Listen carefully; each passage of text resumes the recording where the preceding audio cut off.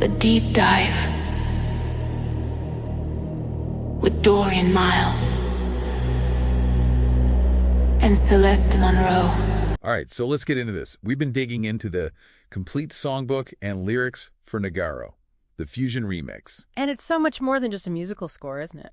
It really is, it feels like.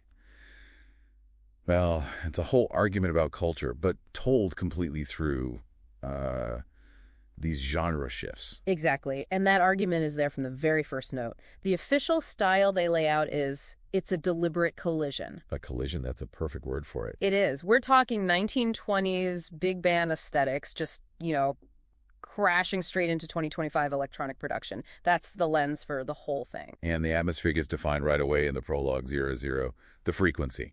You get that nostalgic vinyl crackle, that sound of the past, and then it just fades directly into a computer boot-up chime. It's like the past is literally booting up into the future.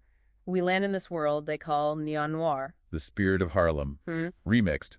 It's all right there. And the conflict is sonic before it's anything else. It starts immediately in the overture, ZO1, the Harlem remix. That dusty trumpet solo. Right, and then bam, this massive DJ scratch just cuts right through it. It's a time portal separating that nostalgia from this seismic 808 bass drop. So the music is telling you the past is being physically rewritten. Absolutely. The foundation is modern now. Which brings us to the characters, because they are their genres. This is the real aha moment.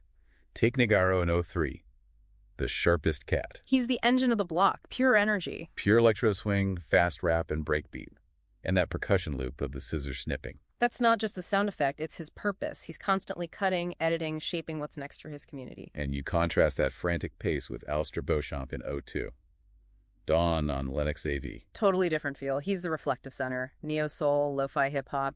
You can hear the rain samples, the warm sub-bass. He's the calm in the storm. A necessary calm, yeah. Otherwise, that neon noir world would just be relentless velocity. But the resistance to that velocity is just as defined by its sound. Sylvia Stone. Oh, yeah. 07, the Matriarch remix. She is pure industrial pop. Dark electronic. That metallic percussion. It's heels clicking, isn't it? Heels clicking and these aggressive synths that sound like a ticking clock. When she says, I built this castle brick by brick, you hear the machinery of it. But then you have Ruby. She's the real force of transformation here. She is. Her arc in 05, A Voice in the Soul, is sonic freedom. She starts so small with this vintage jazz piano, this inherited sound. And then she just explodes. She explodes into a trap, soul, and gospel anthem. That's not just a genre shift, it's a decision. She's looking for a key in a lock and literally tearing up the page. It's the sound of self-determination. Yes, and it all comes to a head at the end of Act 1. Right, in 08, the Ren Party ruckus. It's just chaos. Complete chaos. Frantic 1920s Charleston matched up with these brutal modern dubstep drops. It's the sound of a necessary confrontation. And then in Act 2, the tempo itself just takes over the story. It does. The Entr'acte, 09. The Onyx Grind is this driving deep house and jazz fusion at 124 BPM. It's controlled, but it's pushing forward. But for the climax, it has to get even faster. The action sequence in 13, The Storm, is pure liquid drum and bass, a breakneck 174 BPM.